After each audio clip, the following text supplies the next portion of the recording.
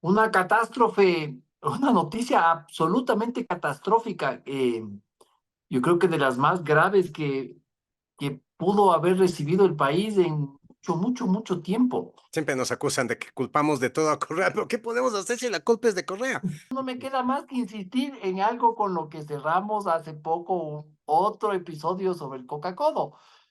Correa, métete a tu Coca-Codo por donde te quepa, por donde te entra. Esto es Politizados. Una tertulia de Diario Expreso sobre actualidad y política. Yo soy Martín Payares. Yo soy Roberto Aguilar y arrancamos ahora. Hoy es viernes 31 de mayo y la casa editorial Expreso a la que nos pertenecemos está de luto. Ha fallecido en España el periodista español Ricardo Artes, que fue en dos ocasiones y por 7 años en total editor general del diario, fue subdirector del diario y es el hombre que transformó editorialmente a Diario Expreso. Todavía hay una generación de periodistas formados en nuestra redacción que lo consideran un maestro del oficio. Am, Ricardo era una persona, un periodista de mucho valor, es uno de los periodistas que descubrió el escándalo de los GAL en los años 80 en España, este escándalo de financiamiento de un grupo paramilitar para combatir a ETA, que empañó los últimos días del gobierno de Felipe González. Un gran periodista de investigación, un amante del Ecuador, un amante de la cocina ecuatoriana. Yo lo conocí en la segunda ocasión en que él fue editor del diario. Tuve ocasión de reunirme varias veces con él porque yo ya trabajaba en Quito y él venía a menudo. Y nada, es una pérdida para el periodismo y para nuestra casa. Así es que hacemos llegar nuestra condolencia a nuestro director, Galo Martínez, que lo consideraba su buen amigo, y a todos los que se formaron con Ricardo y que lo recuerdan hoy.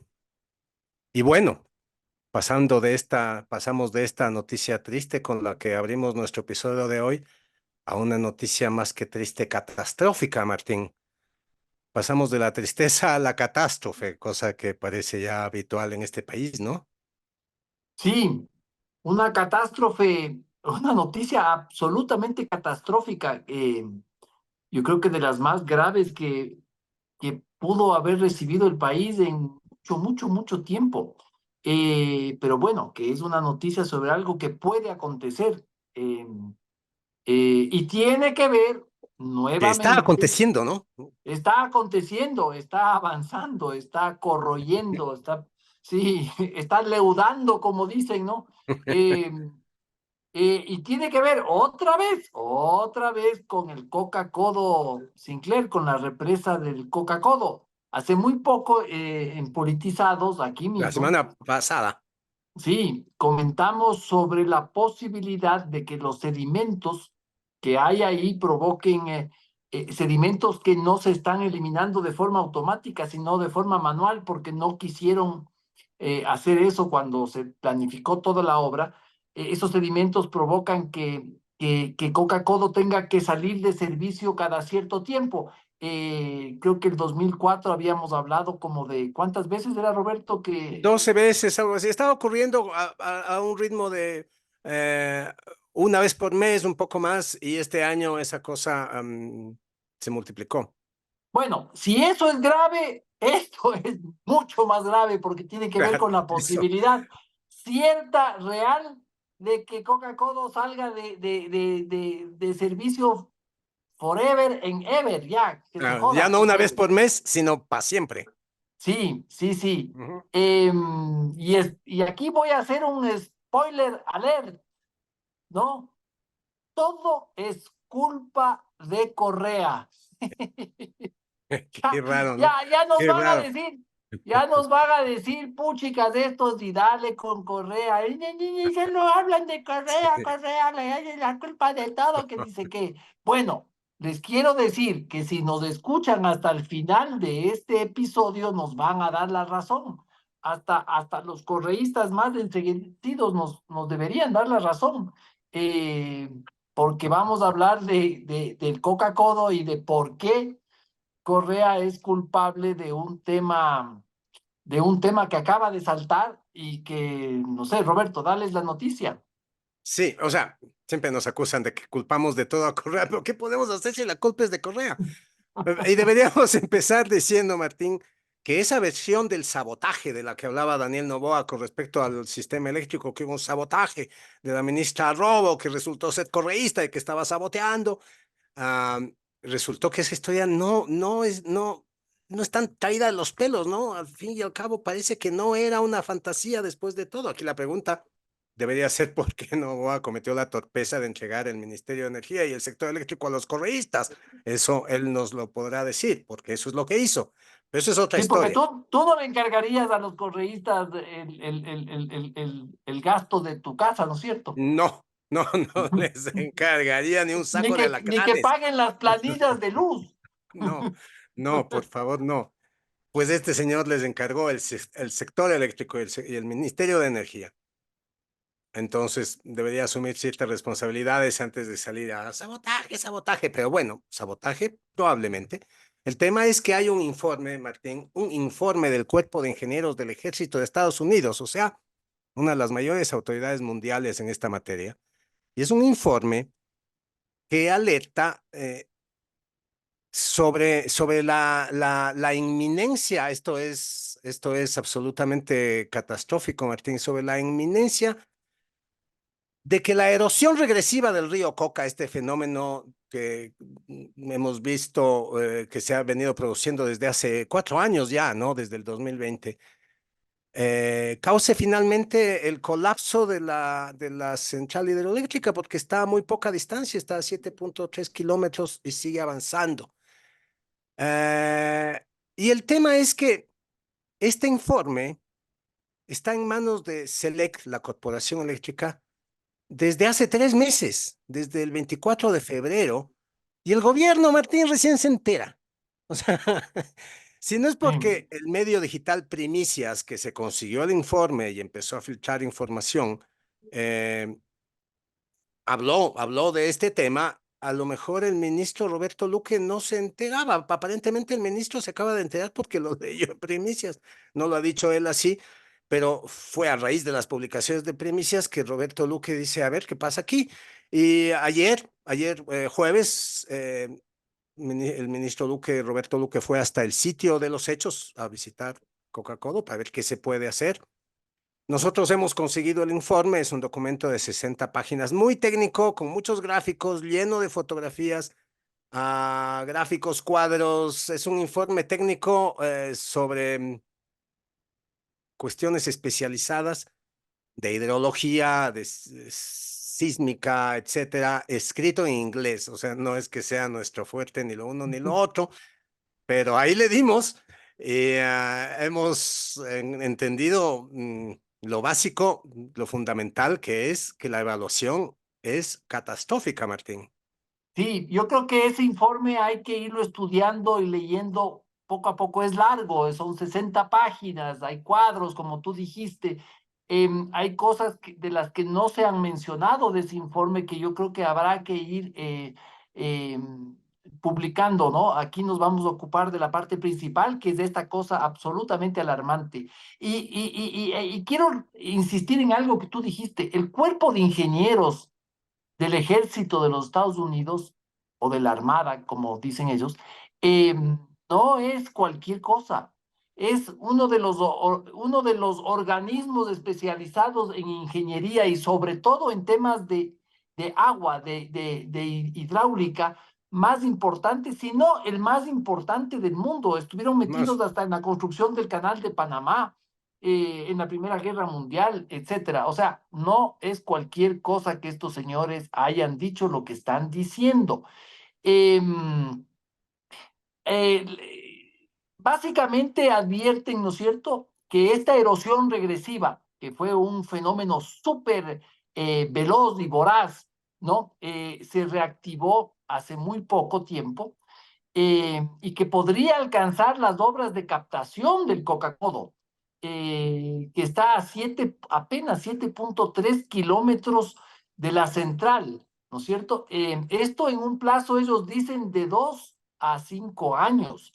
Eh, según un modelo de predicción, un modelo predictivo, llaman ellos. Eh, Incluso dicen que el modelo predictivo que ellos ponen, lo más probable es que falle en el tiempo y que esta catástrofe se produzca en menos tiempo, o sea, en 3 años, no en los 5 que dice el modelo. Ujú. Eh, lo cual sería absolutamente la hecatombe, ¿no? Esta erosión, Roberto, vale la pena recordar, empezó en febrero del 2020 con eh, un fenómeno que fue conmovedor, diría yo, que es el colapso de la cascada de San Rafael. Uno de los Para mí, paisajes más bellos del Ecuador, ¿no? de lo más hermoso que tiene el país. Yo era Tenía. muy aficionado a ir a este sitio porque era una cosa impresionante. La vegetación y luego el tamaño, era la gran cascada del Ecuador, la más alta del país, ¿no? Una cosa hermosísima. Bueno, desde aquel entonces, desde el 20 de febrero del 2020, ha avanzado este fenómeno, que es brutal. Yo he estado ahí, eso es como un socavón gigantesco, es inconmensurable, no hay ni palabras para describir lo que está haciendo esta erosión regresiva. No, esto es un monstruo. Em, Ha ido cavando el río y socavando sobre todo la margen izquierda del río, y esto lo anota el informe, ¿no?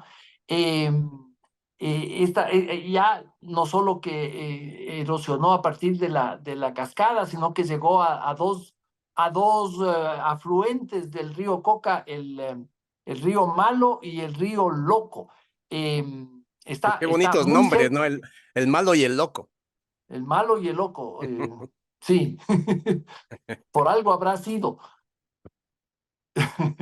Sí, esto es salvaje lo que está pasando. Bueno, y si decíamos que el sabotaje no parece una fantasía, es, bueno, primero por lo dicho, porque un informe que tienen en su poder desde febrero lo acaba de conocer el ministro de Energía porque la información se filtró, es decir, estamos ante el hecho cierto de que hay gente en Selec que le esconde información, mm, pero no cualquier información, información estratégica clave al ministro de Energía. Aquí Y cabe, luego, aquí te voy a interrumpir una cosita, Roberto, es que no solo el informe, hay un memorándum dirigido a un señor, no me es acuerdo, verdad. el gerente de un señor de apellido Buestán, el gerente de Selec. Hay un memorándum del 27 de febrero, porque el informe es del 24, y el 27 le mandan un memorándum como diciendo: ¡Hey, señor! Esto es lo que está pasando. O sea, ¿qué pasa cuando te mandan un memo en tu trabajo? Puta, uno se asusta. No, aquí nada, ahí quedó. Sí. Esa es una de las razones por las que pensamos que el sabotaje quizás no fue una fantasía del presidente. Y la otra es porque la remediación que este daño que acaba de describir Martín exige empieza por la construcción de un dique que costaría unos 17 millones de dólares, que demoraría unos 15 meses. Es urgente porque estamos hablando de que el río está a 7 kilómetros.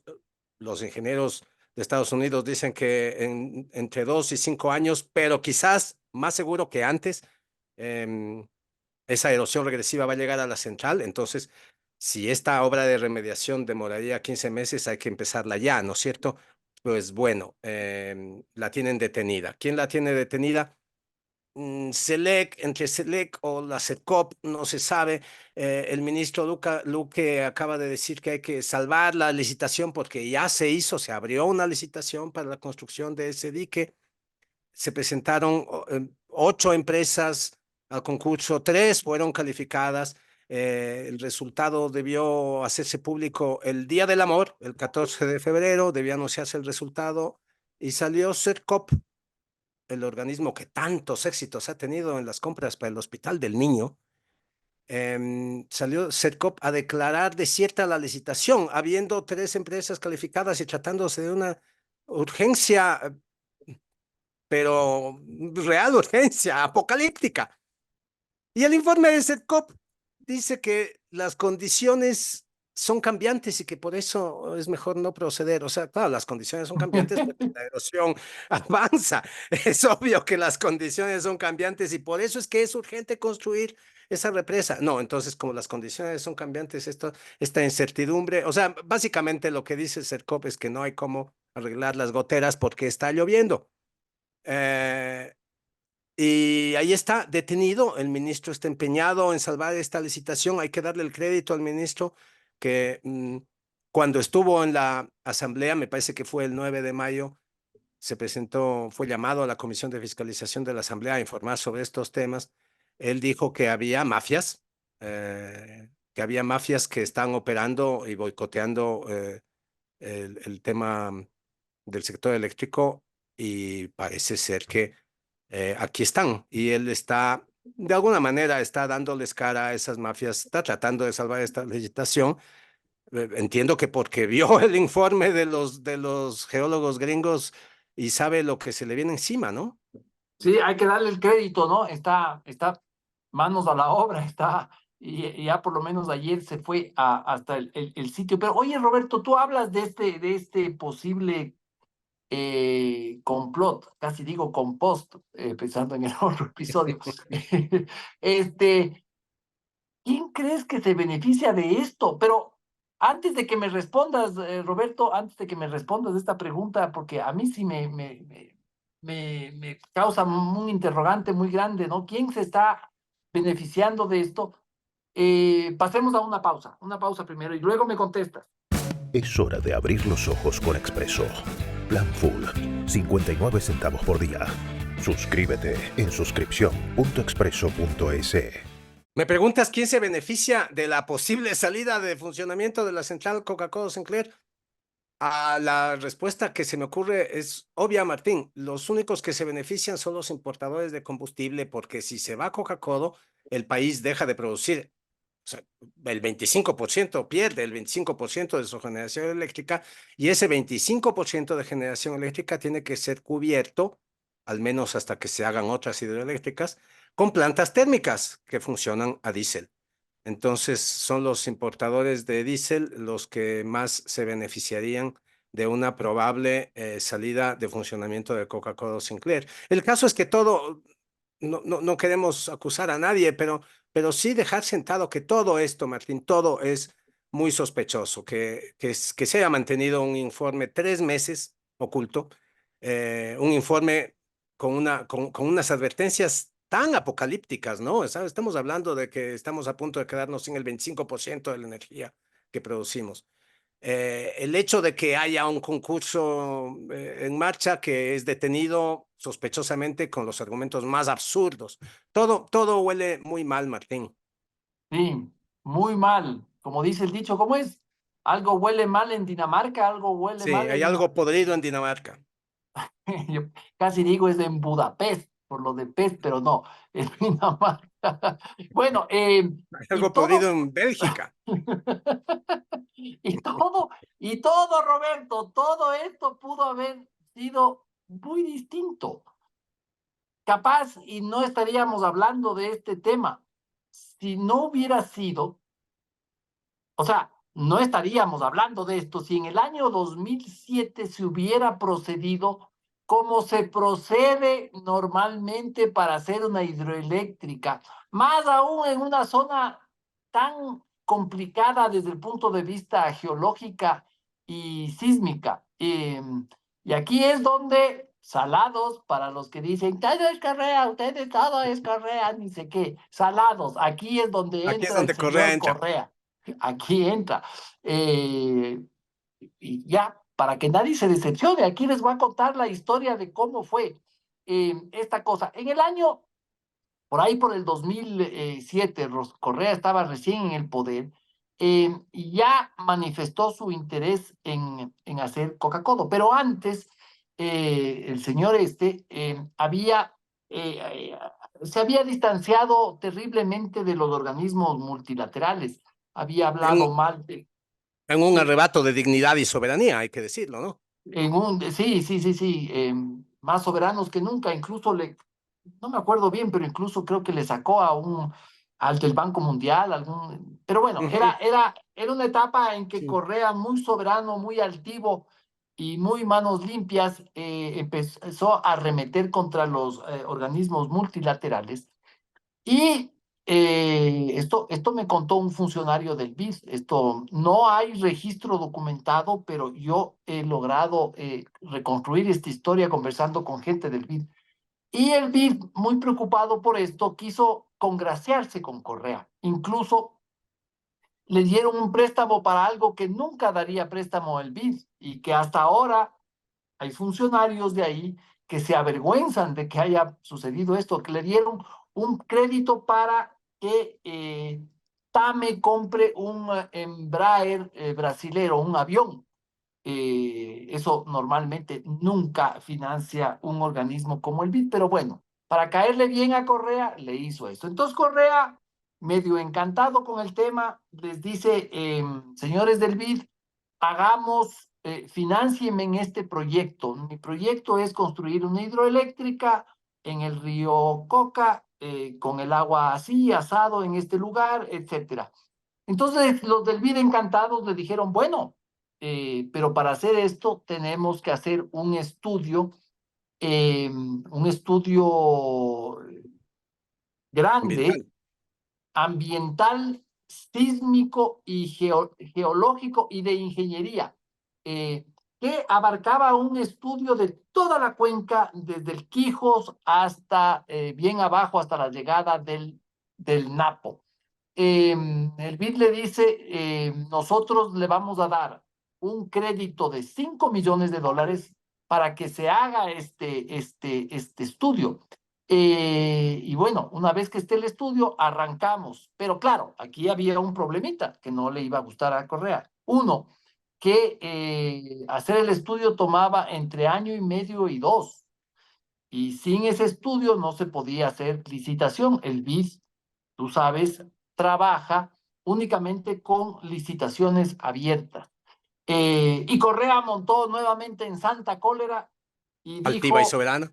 altiva y soberana y manos limpios y etcétera, dijo, no, no puedo esperar eso, es mucho tiempo, metas en sus 5 millones por donde les quepa. Y yo ya tengo arreglado lo de qué licitación ni qué 8 cuartos, yo voy con los chinos, ellos me dan la plata y la empresa ya está. No, sí, ¿para qué licitación? Todas esas pendejadas de los occidentales, capitalistas, neoliberales, que la licitación, que la transparencia, toda esa basura neoliberal, no. Nos vamos con Sinohidro y con la plata de los chinos y ustedes métanse su...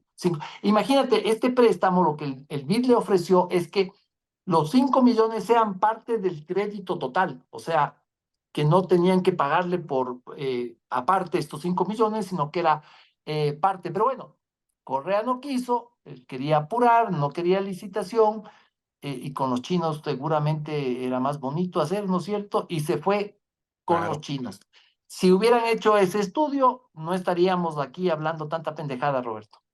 Sí, porque en conclusión, lo que ocurrió, Martín, es que se procedió, para empezar, sin estudio de impacto ambiental, que a la luz de todo lo que hemos visto, era absolutamente indispensable para construir esto. O sea, ¿cómo es que una vez construido esta central arranca este fenómeno nunca visto de erosión regresiva? Es obvio que la central tiene que ver con lo que está ocurriendo, ¿no? Pero bueno, no se hizo estudio de impacto ambiental. Habrá que preguntarle a la ministra de Ambiente de aquel entonces, Marcela Aguiñaga, quien sí firmó un chistoso convenio en el año 2010 entre su ministerio y la empresa a cargo del proyecto Coca-Cola Sinclair para el cuidado de la naturaleza, no sé qué vaina. Ella incluso habló tengo anotada aquí, espérate, las declaraciones de ella cuando se firmó ese convenio. El fortalecimiento de estos bosques, el fortalecimiento, ¿cómo se fortalecen los bosques? No sé, ¿será que le Se echan inyecta, abono? No sé. se inyecta esteroides en los troncos, ¿no? El fortalecimiento de estos bosques, el fortalecimiento de actividades con las comunidades y el manejo de la vida silvestre. Hablaba que este convenio iba a mantener, sí, funcionando el manejo de la vida silvestre, pero nunca se le ocurrió pensar en las consecuencias hidrológicas de una infraestructura del tamaño de la que se construyó ahí. Entonces, no hubo impacto ambiental. Los correístas, ojo, dicen que sí hubo, pero nunca lo han mostrado. Es Nadie lo probable ha que salga, visto. nadie lo ha visto, es probable que salga la ex ministra de Ambiente, Marcela Guiñaga, a decir, sí, se hizo. Bueno, hay que pedirle que lo muestre porque nadie lo ha visto. Y ahí están las consecuencias. O sea, esto es inaudito, Martín. O sea, se procedió a construir la obra de infraestructura más costosa y más grande de lo que va del siglo, sin un estudio de impacto ambiental, una obra de infraestructura sobre un río que afecta, que inevitablemente iba a tener consecuencias hidrológicas, y ahí está la consecuencia, eso es lo que pasó. ¿Todo por qué? Porque había que negociar con los chinos, ¿no? Pues mejor con los Claro, chinos que con el BID. y es que esta presa está hecho al pie de un volcán, del reventador. O sea, era cuestión de esperar un poco, año y medio, 2 años. No estaríamos aquí lamentándonos de una posible pérdida de una obra de que alcanzó casi 3.000 millones de dólares, ¿no? Era un poquito, era esperar, pero claro, el señor Correa, ya estarán ahí por ahí lo que dicen, es que solo hablan mal de Correa, Correa. Pero ¿Qué la vamos a señor, hacer? el señor Correa quería hacer todo rápido, ya nos imaginamos por qué y sin licitación. Es que es evidente por qué, Martín, no iban a someterse, no iban a someterse a los estándares, recomendaciones, auditorías del BID. Eso, Eso si es esto iba a costar, neoliberal e imperialista además. sí, pues si esto iba a costar 3 millones, tenían que encontrar la manera que ella lleve, digamos las cosas como son. Martín, aquí se procedió en el convenio, en el contrato de construcción más grande del país, sin licitación y sin estudio de impacto ambiental. ¿Por qué? Porque son unos rateros de mierda. Perdonen mi francés, pero esa es la única explicación. O sea, altivos y soberanos, soberanos rateros. Eso es lo que son. Eso es lo que Y pasó, además, Martín, eso es, eso es. Además, han hecho uso político de este tema, ¿no es cierto? Es la gran obra emblemática del correísmo de Jorge Glass. Durante los apagones nos quisieron convencer de que si no fuera por ellos, los apagones hubieran sido peor. Claro, quizás en ese momento hubieran sido peor, pero lo que se viene es aún mucho más catastrófico, ¿no?